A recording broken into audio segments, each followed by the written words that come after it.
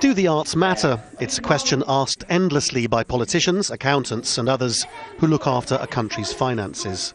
At this theatre group in the northern English city of Newcastle, the answer is an unequivocal yes.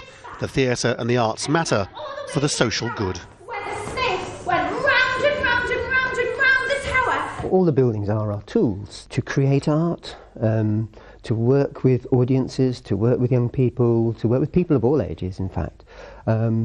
They are there to facilitate culture, creativity, imagination.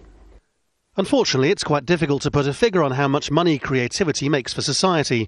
In the British government's now failed struggle to hang on to its AAA credit rating, local authorities had their budgets cut dramatically. Newcastle has even toyed with the idea of cutting its arts budget completely.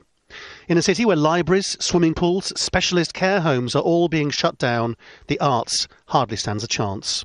Our predictions are by 2018, Newcastle City Council won't even have the resources that it needs to be able to provide its statutory legal obligations, caring for people in residential care, caring for children at risk of sexual or violent abuse.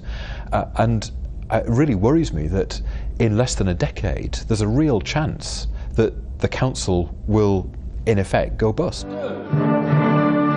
The crisis in state spending here means arts organisations having to adapt or die.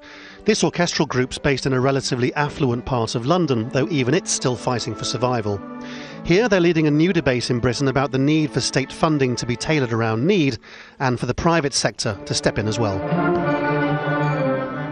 It's about speaking to organisations' individual strengths too. So, I'm in the middle of London, so my ability to attract, say, corporate support is going to be different from an organisation that is up in Newcastle, where there's not as much corporate support.